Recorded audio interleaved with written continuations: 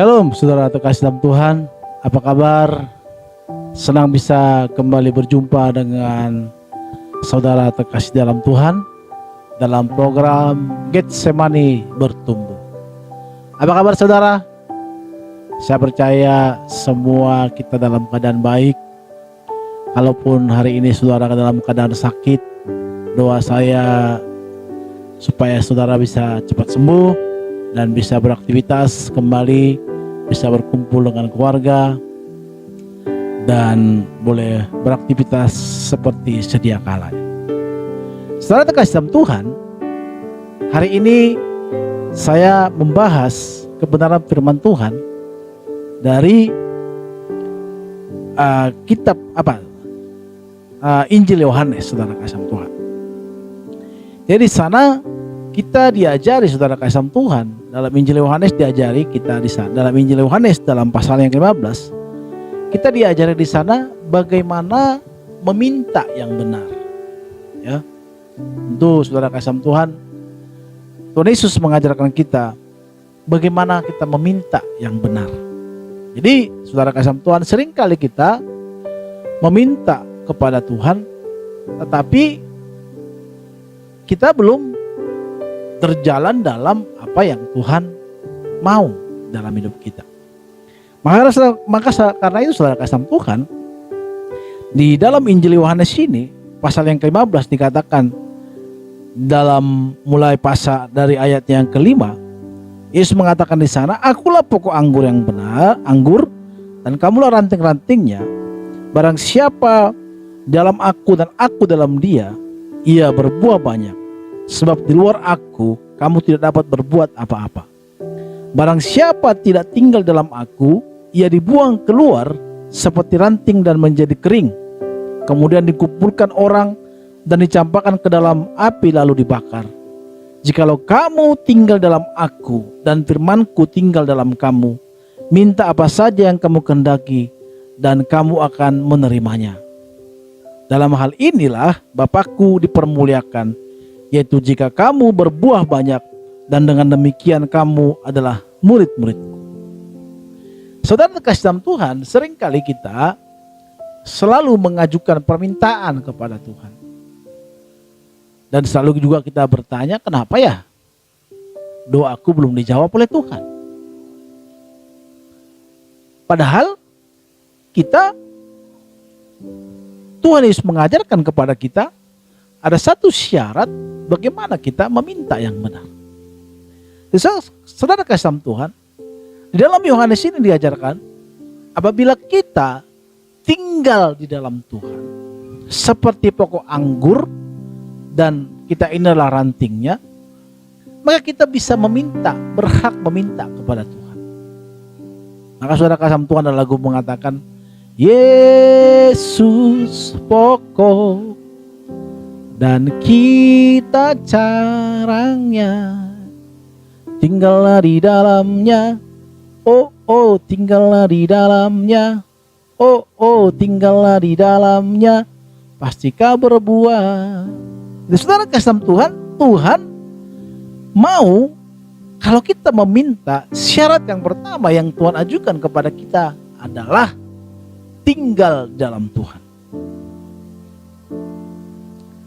Apakah kita sudah meminta, saudara kasih Tuhan?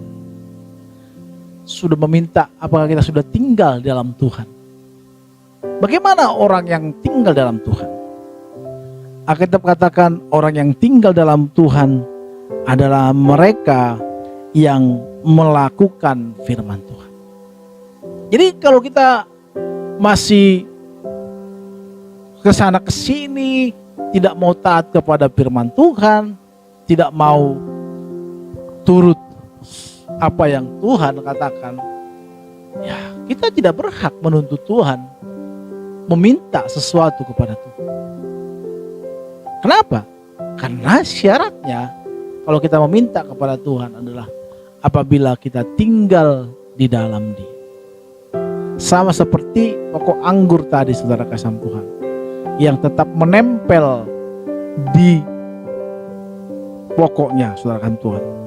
Dia tetap menempel seperti ranting itu, ranting pokok anggur itu yang tetap menempel ke batangnya pokok anggur. Nah seperti itulah yang tinggal. Jadi seperti ada kesatuan yang tidak dipisahkan antara pokoknya dan rantingnya. Kalau dia tidak tinggal di dalam, tidak menempel ke batangnya itu, maka ranting itu akan menjadi mati. Oleh karena itu saudara kasih Tuhan, syaratnya adalah kalau kita ingin meminta sesuatu kepada Tuhan, maka kita harus tinggal di dalam Tuhan. Pemikiran seperti ini saudara kasih Tuhan perlu kita pahami. Maka kita tidak gampang untuk kecewa kalau permintaan kita kepada Tuhan tidak diberikan sampai sekarang. Perlu kita koreksi saudara kasih Tuhan. Mazmur berkata, selidiki hatiku Tuhan. Saudara kasih Tuhan, pemazmur ini luar biasa. Dia selalu membuka diri, dia selalu membuka hatinya untuk dikoreksi oleh Tuhan. Apakah dia sudah benar-benar di dalam Tuhan atau tidak lagi tinggal di dalam Tuhan. Maka saudara kasih Tuhan, pemazmur selalu pagi-pagi, bangun pagi dikatakan mempersembahkan korban kepada Tuhan sebagai rasa syukur. Kenapa? Itu sekalian juga menguji hatinya. Apakah dia masih tetap berteguh dalam Tuhan. Mazmur juga berkata saudara kasih Tuhan, dia juga sering kali pada saat mau tidur dia merenungkan kebaikan Tuhan. Maka saudara kasih Tuhan, kita sebagai orang percaya, mulailah kita memasukkan dalam pikiran kita, apakah kita sudah tinggal di dalam Tuhan atau masih di luar, atau ranting tadi sudah terputus.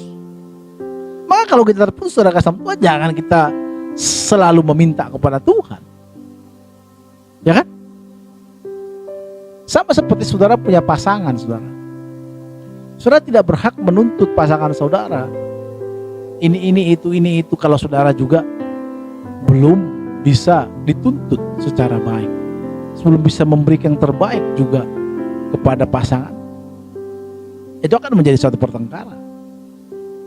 Harus ada timbal balik, harus ada saling membutuhkan. Kalau kita membutuhkan Tuhan, ya kita juga harus taat terhadap firman-Nya. Kalau kita membutuh pertolongan Tuhan, maka kita juga harus setia di hadapan Tuhan. Tuhan bukan nggak hidup, saudara. Dia pribadi. Dia seorang pribadi yang punya perasaan. Cuma dia berwujud secara roh, tetapi kita wujud secara daging. Tapi Tuhan punya perasaan. Jangan selalu kita membawa kesabaran Tuhan, kemurahan Tuhan untuk melegalkan permintaan kita. Padahal kita tidak pernah mau taat terhadap firman Tuhan, tapi kita selalu meminta kepada Tuhan. Gak salah sih kita meminta kepada Tuhan, tidak ada yang salah dengan itu. Tetapi menjadi salah apabila kita meminta tetapi kita tidak melakukan apa yang Tuhan lakukan. Sama seperti saudara kasih Tuhan, kalau saudara punya anak, kita sebagai orang tua, kalau anak kita selalu meminta tetapi tidak mau mendengarkan apa yang kita katakan, apa yang terjadi saudara kasih Tuhan? Saudara kesal kan? Kesal gak? Sama kalau saudara punya teman datang hanya butuh doang. Pada saat dia susah, bro tolong gua bro, sis tolong gua sis, kenapa? Gua lagi susah. Susah kenapa? Ya bla bla bla bla. Tetapi kalau sudah selesai masalah dia, persoalan dia, udah kita ditinggalkan. Kesal gak sih? Ya pasti kesal. Saya paling kesal dengan lihat orang seperti ini. Saudara kasih Tuhan, Tuhan juga berlaku sama terhadap hukumnya. Kalau kita hanya datang meminta, tetapi kita tidak pernah taat terhadap firman Tuhan, harusnya kita malu. Kita selalu meminta, tapi kita tidak pernah taat. Bayangkan saudara, kalau saudara punya teman yang seperti ini, hanya datang pada saat butuh, datang pada saat minta pertolongan, maka saudara pasti tidak mengabulkan. Tapi kalau teman kita memang kalau dia baik, ya, dia mungkin dia perhatian, kalau kita ada kebutuhan, kita suruh dia gampang sekali. Saudara, orang-orang gini pasti saya percaya kita gampang sekali untuk menolong. Nggak mungkin. Tuhan juga seperti itu. Tapi beda Pak, manusia dengan Tuhan. Tuhan juga punya perasaan, saudara. Maka saudara kesam Tuhan, kalau kita belum bisa tinggal di dalam Tuhan, dan kita belum menempel kepada pohon anggur itu, kepada Tuhan, jangan sekali-sekali meminta, saudara. Kalaupun saudara meminta, tetapi saudara, kita harus berjanji untuk setia di hadapan Tuhan. Maka saudara kasih Tuhan, firman Tuhan menyapa kita pada malam hari ini. Setialah, taatilah firman Tuhan. Kalau kita taat ke firman Tuhan, saya percaya tidak kita minta pun Tuhan akan berikan kepada kita. Kalau kita orang yang setia, orang yang tulus mengasihi Tuhan ya. Saya juga banyak dalam pengalaman dalam hal ini, saudara. Kadang kita tidak meminta. Kadang kita udah lupa dengan doa-doa kita. Kita hanya fokus melayani Tuhan. Fokus kepada pekerjaan Tuhan. Fokus bagaimana hidup kita ini semakin berkenan di hadapan Tuhan. Ya walaupun banyak mungkin ada salah. Tapi kadang doa-doa kita itu yang tidak kita sudah lupa itu, Tuhan jawab. Jadi saudara kasih Tuhan, dengan kebenaran ini, mari kita berubah. Mari kita belajar untuk selalu bertumbuh di hadapan Tuhan, semakin dewasa di hadapan Tuhan. Kita tidak gampang menyalahkan Tuhan, kita tidak gampang kecewa, tidak gampang meninggalkan Tuhan. Kalau permintaan kita belum dijawab oleh Tuhan, mari koreksi diri kita. Seperti pemazmur berkata, selidiki aku ya Tuhan, apakah hati kita ini sudah terpakut kepada Tuhan atau sudah jauh.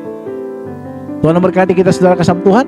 Sampai bertemu kembali di Getsemani Bertumbuh setiap hari Jumat jam 8 malam waktu Indonesia Barat. Tuhan memberkati. Salam saudara kasih Tuhan. Salam sehat. Shalom.